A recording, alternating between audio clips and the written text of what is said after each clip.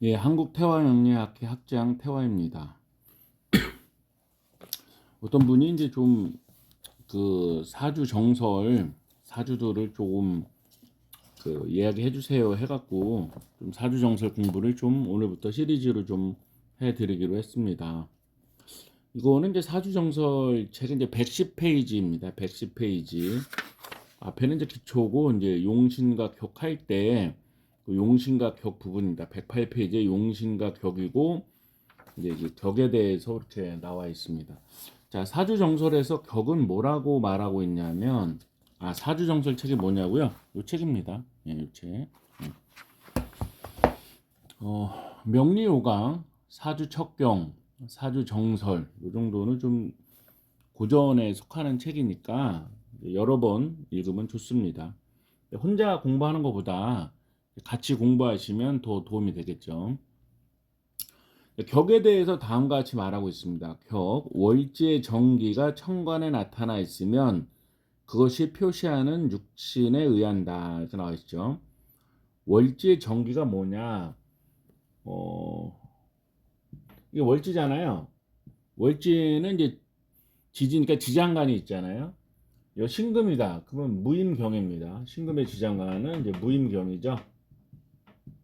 무임경이면 이걸 여기, 중기, 본기 또는 본기를 정기 이렇게 표현을 하는 겁니다. 여기는 경금인데 여기는 신금으로 나왔는데요. 같은 오행으로 투간되면 투간으로 인정을 합니다. 투간이라는 건 말 그대로 천간으로 나왔다. 투간이라고 하는 거죠. 반대로 이렇게 있으면 통근 이렇게 표현을 합니다. 월지의 정기가 천간에 나타나 있으면 그것이 표시하는 육신. 육신은 육친이죠. 육친은 이제 일간을 기준으로 하면 편제잖아요. 그래서 편제격 이렇게 부르는 것입니다. 천간에 월지의 정기가 나타나 있지 아니한 때에는 만약 역이나 중기가 나타나 있으면 그에 의한다. 이게 역이 중기죠. 이게 나타나 있으면 거기에 의한다. 그런데 여기 임수가 나타나 있죠. 이게 없었다면은 정광격 이렇게 불렀을 겁니다. 근데 이게 있으니까 정기가 우선하죠. 월지의 지장간이 투간되어 있지 아니하거나 이제 지장간이 나오지 아니하거나 또는 투출되어 있더라도 다른 육신에 의하여 파극되어 쓸마가 없으면 월지의 정기가 표시하는 육신에 의한다. 그러니까 이게 투간이 안 돼 있으면 그냥 요 월지의 정기 여기에 육친을 붙인 거. 그러니까 여기는 정제죠. 그럼 정제격이 된다 이런 뜻입니다. 투간이 안 되어 있을 때, 투출이 안 되어 있을 때 그렇다는 거죠. 이상 외에 외격에 속하는 사주는 월제 여하를 분문하고 그 격에 따른다. 외격이란 건 이제 종격이잖아요. 거기는 이제 그것에 의해서 분리하는 방법대로 한다 이런 것이죠. 근데 격은 뭐고 용신은 뭐냐 이렇게 생각할 수가 있잖아요. 물론 이제 자평진전을 중심으로 생각하시는 분들은 좀 다르게 생각을 해요. 이제 거기는 상신이라는 개념으로 이제 사주를 푸니까 다르게 생각을 하는데 요 사주 정설 책을 지금 공부하는 거니까 이제 사주 정설적 논리를 갖고 얘기를 하겠습니다. 여기서 이제 격은 격이고 용신은 용신으로 생각을 합니다. 여기 용신에 대해서는 이 사주정설에서는 108, 109페이지에 옥부용신, 병양용신, 조후용신, 전황용신, 통관용신 이렇게 나와 있는데 가장 많이 쓰는 게 이제 억부죠, 억부. 예, 억부가 가장 많이 쓰입니다. 이 109페이지 이 책에서 뭐라고 했냐면 실제로 대다수의 사주는 억부, 병약, 정황 등에 속한다 이렇게 써 있잖아요. 그러니까 억부를 제 1순위로 했는데요. 억부라는 건 뭐냐면은 강하냐 약하냐에 따라서 강하면 누르고 약하면 부축한다 이런 논리예요. 그런 논리에 의해서 이렇게 생각을 하는 겁니다. 이 사주를 갖고 생각을 한다면 억부용신적으로 생각을 한다면 이제 강약을 따져야 돼요. 그래서 강약이라는 거는 일간의 강약이죠. 일간의 강약인데 일간이 강하냐 약하냐 이게 중요한 거예요. 일간이 강하냐 약하냐. 그러면 기준이 있어야 되냐? 기준이 있어야 되는데, 그럼 기준은 뭐냐? 기준은 이제 뭐 통분으로 하기도 하고 등령득지 득세로 하기도 하고 여러 가지 방법이 있지만, 자, 등령득지 득세로 했을 때 이제 등령득지에 대한 이론도 파마다 달라요. 파마다 다릅니다. 예를 들어서 등령이라는 거는 월지에 인성과 비겁이 있다. 이거에 대해서도 뭐 공감하지만, 좀 뭐 이렇게 진술충미월에 대해서 좀 다루는 거는 파마다 좀 다릅니다. 일지에 대해서도 어떤 판은 일지에 인성과 비겁이 있으면 득지다. 또 어떤 사람은 일지가 아니더라도 다른 곳에 통근이 돼 있으면, 통근이라는 거는 만약에 이 지장간이 정화가 있다. 그러면 정화가 정화에 같은 오행이 지장간에 있으면 그걸 통근이라 부르거든요. 통근이 돼 있으면 이거를 득지다 이렇게 해석하는 학파가 있습니다. 각 학파 해석을 제가 뭐라는 거 아닙니다. 그냥 안내를 해드리는 거죠. 안내를. 저는 어떻게 하냐 하면은, 저는 그냥 여기 일지파예요. 일지파. 일지에 왜 선생님은 일지를 득지로 생각합니까? 그러면, 아니 그러면 이렇게 정묘 일지에 이렇게 인성이 있는 거랑 여기 정화가 있는데 이쪽에 연간에 연지에 이제 미토가 정화해서 이렇게 요게 득지고, 뭐 이게 정미랑 똑같은 힘을 가진다, 정묘랑 똑같은 힘을 가진다, 또는 뭐 정사, 뭐 요게 인비가 왔을 때 이거랑 요게 지장간 하나 있는 거가 득지로서 힘이 뭐 비슷하게 봐야 된다. 이건 좀 제가 받아들이기가 뭐해서, 저는 뭐 임상을 해봤을 때는 일지에 다른 학파의 이론을 모르는 게 아니라 임상을 해봤을 때는 그래도 일지에 뭐 좀 힘을 얻는 게 더 맞지 않나, 개인적으로는 그렇게 생각합니다. 근데 이 사주 척경류의 책에서도 그렇지만 일주가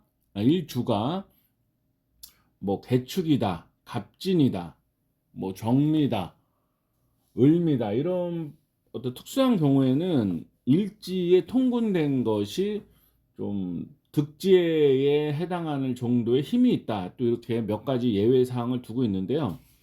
사실은 그거는 그것만 보면 안 되고 주변을 살펴야 되거든요. 주변을 살펴야 되니까 그런 일주라고 해서 무조건 뭐 득지 정도의 힘이다 이렇게 보는 거는 조금 신중해야 되지 않나, 그런 개인적인 생각이 있어요. 그렇습니다. 자, 여기 일단 이 사주를 들어와서, 이 사주는 사주 정설 110페이지에 나와 있는 청나라 말기의 광서 황제의 사주라고 합니다. 이 책에선 뭐라고 그러냐면, 여기 금이 왕성하고 이렇게 돼 있어서 이제 편제에 껴기고, 여기도 힘을 얻지 못해서 얘는 좀 신약하다 이렇게 말을 하고 있어요. 신약해서 인비가 중요한데 이렇게 인목이 용신이다, 최근에 이렇게 나오고 있는데요. 같이 살펴봅시다. 이제 저는 이제 등령득지 득세론을 갖고 봤을 때는, 등령득지 득세라고 하는 것은 이제 인성과 비겁의 동태를 살피는 건데, 월지와 일지에 이제 등령득지하지 못했죠. 좀 신약합니다. 신약하죠. 신약하고, 그러면 인비를 써야 되는데 이렇게 수가 이렇게 좀 있잖아요. 인의 한목을 하고 있죠. 인의 한목을 하고 있는데, 요 인의 한목에 대한 것도 뭐 학파마다 또 얘기가 달라요. 인의 한목이 오히려 임수가 인목의 병화를 끈다 이렇게 주장하는 학파가 있어요. 뭐 학파 이름 말하지 않겠습니다. 제 생각은 뭐 꼭 그렇게 나쁘게 볼 필요 있나? 왜냐면 여기 갑도 있거든요. 병하고 갑이 있는데 수생목 목생화 할 수 있지. 왜 그걸 임수가 무조건 병화를 끈다고 생각하냐? 그렇게는 주장하는 게 또 동조를 하지는 않습니다. 이제 나는 학파를 근데 무소유하진 않아요. 그 사람들의 주장이니까. 예, 그렇습니다. 여기 또 이게 병신합이 있네요. 예, 병신합이 있습니다. 그래서 해묘미 합은 되지 않나요? 묻는 분이 있는데, 저 개인적인 의견으로는 사주 안에 있는 것들은 다 작용을 한다. 물론 이게 방해하는 게 있죠. 극히 미약하지만 작용을 할 것이다 이렇게 생각을 합니다. 근데 사주의 특징이 뭐 황제라는 걸 떠나서, 뭐 요즘에 태어난 사람이라 그럴 때는 이렇게 합이 많은 사람들은 합할 일이 많아요. 그러니까 좀 다정다감한 면이 있고, 또 이렇게 애정사가 많은 경우가 많아요. 근데 딱 단칼에 자르고 그런 것이 좀 적더라고요. 그런데 선생님 편제격이라는 것이 이 사주를 해석하는데 뭐 무슨 그렇게 큰 의미가 있습니까? 하고 물을 수가 있는데 이 격이라는 것은 월지에서 나온 오행이기 때문에 이 월지에 이렇게 통근을 할 수밖에 없어요. 통근이라는 거는 월지의 지장 간에 같은 오행이 있으면 예, 통근이라고 합니다. 이것도 더 파가 나눠져요. 뭐 갑은 갑에 통근하지 을에 통근하지 않는 이런 애들도 있어요. 이런 학파도 있어요. 그런데 같은 오행이면 통근을 한다. 여기도 신이 병에 통근이 될 수 있냐 이거 꼭 주정 또 논의가 나눠져요. 그렇지만 같은 오행이면 통근이 된다. 저는 그렇게 생각을 합니다. 이 병신합이면 수가 되지 않나요? 그러는데 이 그러면 신금이 사라지느냐? 전 그렇게 생각하지는 않아요. 왜냐하면 요 힘을 봐야 되는데 얘는 그 신금 위에 있고 얘는 미토 위에 있지만 또 신금의 영향도 이렇게 받잖아요.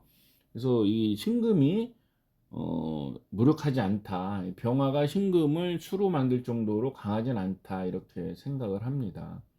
그러니까 얘가 사라지는 건 아니다. 그렇게 저는 생각을 하고요. 그래도 이 사람의 사주를 봤을 때 이렇게 목생화를 하는 목이 중요한 글자고 예, 화가 또 중요한 글자다. 그래서 용신, 희신 그렇게 보입니다. 근데 이 책에도 이렇게 그렇게 얘기를 했죠. 목이 좋은 글자다고 해서 을미대운에 좋았고 갑오대운에 황제가 됐다 이렇게 말하고 있거든요. 그 톤은 왜 좋아요? 하고 말할 수 있잖아요. 그렇죠. 빨리빨리 물어야죠, 이런 거는. 요 미토가 해수를 만나면 해묘이 목이 되잖아요. 그러니까 그 대운이 오행도 중요하지만 이것이 합충을 어떻게 하냐 이건 더 중요하다. 이걸 꼭 아셔야 돼요. 그래서 이 사람은 용신이 뭐 목인데 왜 토 때 뭐 어쩌고저쩌고 예. 요게 해묘이 합을 하면 목이 됩니다. 그래서 미토도 크게 나쁘진 않았을 거다. 이렇게 생각할 수가 있죠. 그러니까 책에도 그렇게 나와 있습니다. 을미도 뭐 나쁘지 않았다. 갑오 때 좋았겠죠. 그렇죠. 이제 목하니까 이때 황제가 됐다 이렇게 말을 하고 있습니다. 그러면 운을 볼 때 그러면 나빴을 때는 이제 요 책에는 임진 때 나쁘고 임진대원의 무신년에 돌아가셨다 이렇게 나와요. 무신년. 무신년은 뭐예요? 용신을 이렇게 충할 때잖아요.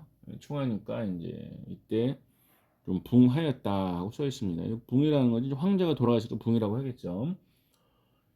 임진을 보면 이렇게 신자진 수국도 되고 여기 수국화도 되고 해서 이게 조금 나쁠 때죠. 나쁠 때인데 거기에 세운까지 세운이라는 건 연도운이죠. 연도운까지도 이렇게 용신을 칠 때가 오니까 좀 그렇게 안 좋아서 돌아가셨다. 그러니까 이제 이 책의 임목을 용신으로 잡는 건 좀 타당하다 그런 거죠. 선생님 그럼 뭐 저기 용신을 충하면 다 죽나요? 그렇게는 생각하지 않습니다. 왜냐하면 옛날 사주들은 다 이제 수명이 짧아요. 그러니까 젊을 때 돌아가시는데 요즘 병원이 다 살립니다. 예. 치료는 안 되더라도 병원비로 해서 벌려고 그러는지 살리더라고요. 그래서 요즘 수명이 기니까 근데 좀 위험하다 이 정도는 맞는데 이게 이제 예를 들어서 저기 뭐 5대운, 3대운, 10대운 뭐라고 숫자는 써 있지 않아요 책에.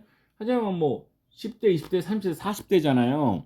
40대의 용신충이라고 다 죽는다. 아이 그거는 아니고요. 이제 현대적으로 해석해야죠. 그때 건강이나 사회 불리하다 이렇게 봐야 됩니다.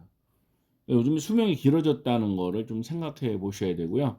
하지만 운상으로는 불리할 때다. 이건 맞는 말이죠. 그건 받아들일 수 있습니다. 그러니까 수명을 갖다가 조금 좀 요즘에는 좀 길게 봐야 되지 않나 저는 그렇게 생각을 합니다. 왜냐면 40대 물론 돌아가시는 분이 계시지만 그럼 이날 태어난 사람이 다 죽었나요? 그건 아니잖아요. 재미난 거는 이제 고전 공부할 때 보면은 똑같은 사주인데 어떤 책은 뭐 그때 죽었다고 어떤 책은 살았다고 그런 게 있거든요. 그리고 뭐 막 토론하길래 제가 그랬어요. 그거 아마 신분의 차이일 거다. 사람 분은 신분이 좋고 의사라도 옆에서 데려올 수 있고 또 잘 먹이고 하는 사람이면은 살 수 있었을 거고 또 그렇지 못한 집은 죽었을 거다 이렇게 좀 합리적으로 생각하는 게 좋지 않나 이렇게 생각을 했습니다. 그리고 의견을 말을 했죠. 아무튼 다시 이제 컴백 이렇게 사주 정설에 이제 110페이지 사주로 왔을 때 우리가 이제 공부할 수 있는 거는 요 용신이라는 게 억부로 봤을 때 이렇게 임목에다 이렇게 하는 거죠. 근데 격을 중심으로 봤을 때 이게 편제격이다. 그래서 이제 자평진전은 이제 맹신하는 분들은 요런 억부용신적인 관법이 아니라 이건 사용을 안 해요. 거기 나름대로의 상신을 구해서 얘기를 하는데 우리가 공부하는 거는 지금 뭐 자편진전 공부하라는 게 아니고 사주정설책을 공부하는 거니까 여기 논리를 좀 따르겠습니다. 뭐 무시하는 게 아니에요. 이제 그거 공부하는 기회가 있으면 또 그 관법에 대해서 또 나중에 설명을 하고요. 지금은 이제 억부적인 관법에 대해서 이야기를 마저 드리겠습니다. 그런데 살아온 게 신약하니까 요때 사오미 때 또 갑오 때 좋았다. 이건 뭐 임진 때 진짜 지금 수국이 되고 임수가 나쁘고 세운에서 인신충으로 할 때 좀 나빴다. 돌아가셨다. 이렇게 살아온 거랑 또 용신 해석이랑 좀 맞잖아요. 그러니까 이건 이고인 논리가 또 틀리지 않다. 또 이렇게 볼 수가 있습니다. 되셨죠? 그러면 요 사주는 이렇게 하고요. 또 그 뒤에 사주를 또 같이 공부를 해보겠습니다. 그 뒤에 사주를 보면은 이거는 이제 원세계라고 하는 분의 사주예요. 여기는 또 이제 우리가 공부할 게 있죠. 기미, 개유, 그다음에 정사, 정미 이렇게 이제 하고 있죠. 그다음에 이제 이분의 대운이 이제 뭐 임신, 신미, 경호, 기사, 무진, 그 다음에 이제 정묘 이렇게 썼습니다. 저때 이제 돌아가셨나 보죠. 근데 이 대운도 이제 뭐 며칠 전에 또 질문이 있었어요. 근데 그분도 이제 뭐 평생교육원도 좀 다니고 좀 공부 좀 여기저기 하신 분인데 요즘엔 어플을 쓰잖아요. 어플 다 어플로만 쓰니까 대운을 뭐 이제 만세력 보고 옛날에 공부하듯이 다 이렇게 일일이 하진 않잖아요. 대운수도 컴퓨터로 나오고 하니까 그분이 뭘 물었냐면 이 대운은 왜 이렇게 가요? 하고 이렇게 물으시더라고요. 이렇게 가요 물으시는데 대운은 이렇게 월주를 기준으로 합니다. 월지를 기준으로 해서 양남음녀 즉 남자가 양 여자가 음이면 뭐가요? 연간이 양남음녀는 순행한다 그거죠. 근데 이 사람은 남자잖아요. 남자인데 음이잖아요. 그러면 역행한다. 음남양녀는 역행한다 그러죠. 그래서 유담의 신미오사 지금 역행했죠. 남자 사주의 연간이 이렇게 음이라서 그런 겁니다. 숫자는 또 숫자도 계산을 해야죠. 예를 들면은 이제 내일이 입춘인데 입춘우수 이렇게 하지 않습니까?